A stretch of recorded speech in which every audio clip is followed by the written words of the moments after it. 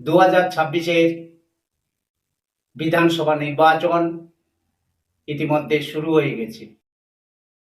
এই পর্বে মোট 16টি জেলার মধ্যে 152টি আসনে ভোট পর্ব শুরু হয়েছে। আঁটোসাঁটো নিরাপত্তা বেষ্টনীর মধ্য দিয়ে চলছে ভোট গ্রহণ পর্ব।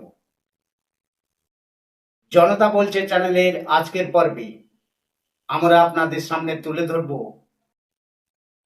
কোন জেলায় নিরাপত্তার জন্য এই মুহূর্তে কত বাহিনী মোতায়েন করেছে নির্বাচন কমিশন। নমস্কার, জনতা বলছে চ্যানেলে সবাইকে স্বাগত জানাচ্ছি। আজকের আলোচনায় আমি শিবনাথ রয়েছি আপনাদের সঙ্গে, আর আপনারা চোখ রেখেছেন জনতা বলছে নিউজ চ্যানেলের পর্দায়।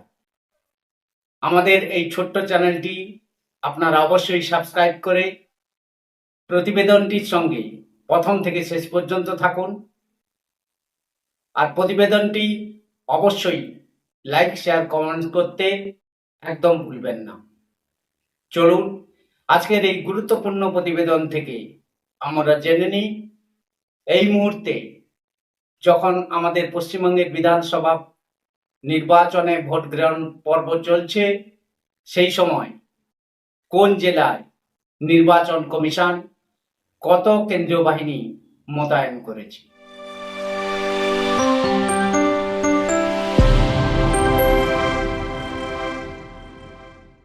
সুপ্রিয় দর্শক বন্ধুরা, আজ 23 এপ্রিল 2026 শুরু হয়ে গেছে পশ্চিমবঙ্গের বিধানসভা নির্বাচনের প্রথম দফা ভোট গ্রহণ পর্ব। সকাল থেকে আঁটোসাঁটো নিরাপত্তা বেষ্টনীর মধ্য দিয়ে এই ভোট গ্রহণ পর্ব চলছে বলে আমরা খবর পাচ্ছি। এবারের নির্বাচনে নির্বাচন কমিশন নিরাপত্তার দিকটি অত্যন্ত গুরুত্বপূর্ণভাবে বিবেচনা করছে। আজকে মোট পশ্চিমবঙ্গের 16টি জেলায় 152টি আসনে ভোট গ্রহণ পর্ব শুরু হয়েছে।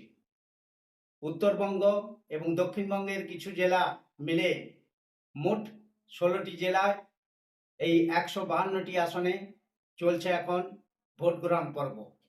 প্রথমেই আপনাদের সামনে বলবো কোন কোন 16টি জেলা। উত্তরবঙ্গের জেলাগুলি হচ্ছে কোচবিহার, আলিপুরদুয়ার, জলপাইগুড়ি, কালিম্পং, দার্জিলিং, উত্তর দিনাজপুর, দক্ষিণ দিনাজপুর ও মালদা জেলা।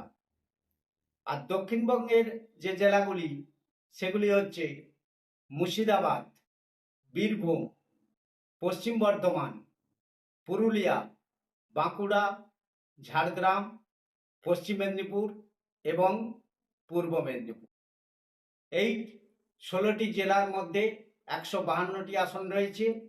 সেই 152টি আসনে এখন ভোট গ্রহণ পর্ব চলছে। আজকের এই ভোট গ্রহণ পর্বে আপনাদের সামনে তুলে ধরবো একটি অত্যন্ত গুরুত্বপূর্ণ বিষয়। কোন জেলাতে এবারের নির্বাচনকে সুষ্ঠু ও অবাধ করতে নির্বাচন কমিশন নিরাপত্তার দিকটি খতিয়ে দেখার জন্য কত কোম্পানি কেন্দ্রীয় বাহিনী নিয়োগ করেছে। এখন যে ভোট চলছে সেই ভোটে কত কেন্দ্রীয় বাহিনী নিয়োগ করেছে নির্বাচন কমিশন এই 16টি জেলাতে, সেটি এক এক করে আপনাদের সামনে তুলে ধরছি।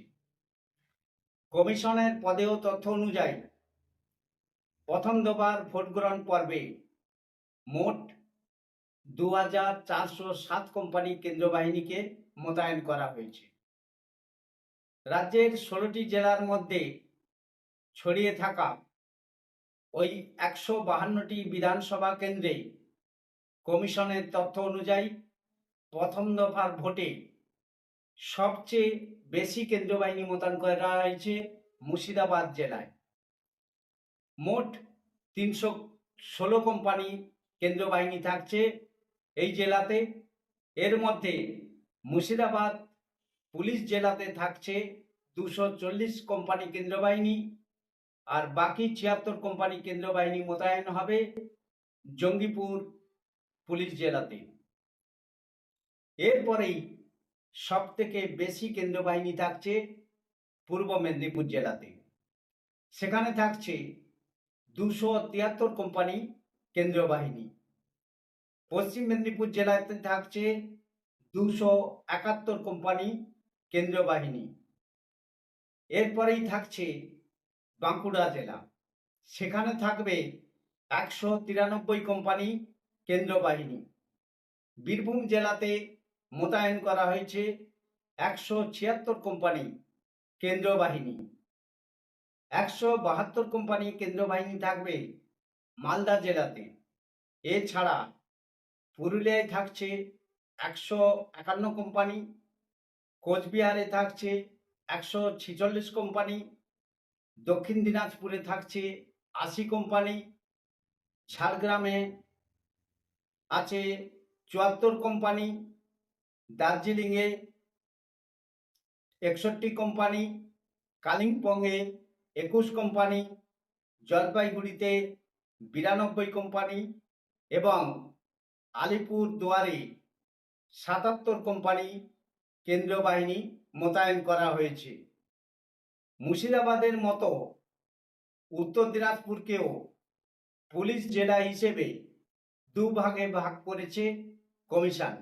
নিরাপত্তার খাতিরে এবং নিরাপত্তার দিকে লক্ষ্য রেখে এই জেলাকে পুলিশ জেলা হিসেবে দুভাগে ভাগ করা হয়েছে। ইসলামপুর এবং রায়গঞ্জ পুলিশ জেলা। এই দুই পুলিশ জেলায় কেন্দ্রীয় বাহিনী মোতায়েন থাকবে যথাক্রমে 61 কোম্পানি ও 71 কোম্পানি।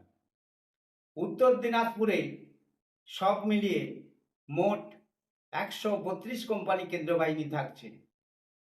এছাড়াও দুই পুলিশ কমিশনারেট শিলিগুড়ি ও আসানসোল দুর্গাপুরে থাকছে যথাক্রমে 44 কোম্পানি এবং 125 কোম্পানি কেন্দ্রীয় বাহিনী। সুপ্রিয় দর্শক বন্ধুরা, পশ্চিমবঙ্গে প্রথম দফার যে ভোট গ্রহণ চলছে, সেই ভোট গ্রহণ পর্বে নির্বাচন কমিশন কত সংখ্যক কেন্দ্রীয় বাহিনী মোতায়েন করেছে, আমরা সেই 16টি জেলার হিসেব আপনাদের সামনে তুলে ধরলাম। এই প্রতিবেদনটি এই পর্যন্ত। অত্যন্ত গুরুত্বপূর্ণ ছোট্ট প্রতিবেদন আপনাদের সামনে তুলে ধরলাম। আবার ভোটের নতুন আপডেট নিয়ে আবার নতুন পর্বে আপনাদের সামনে উপস্থিত হব। এই প্রতিবেদনটি আপনাদের কেমন লাগলো আপনারা অবশ্যই কমেন্টস বক্সে কমেন্টস করে জানাবেন। সেই সঙ্গে আপনাদের অনুরোধ করব, জনতা বলছে নিউজ চ্যানেলের পক্ষ থেকে আপনারা সবাইকে অনুরোধ করব, আপনাদের সবাইকে অনুরোধ করব, আপনারা জনতা বলছে নিউজ চ্যানেলটিকে সাবস্ক্রাইব করে আমাদের সঙ্গে থাকবেন, আমাদের হাত শক্ত করবেন। নিরপেক্ষ রাজনৈতিক বিশ্লেষণ জানতে জনতা বলছে চ্যানেলটির সঙ্গে আপনারা থাকুন।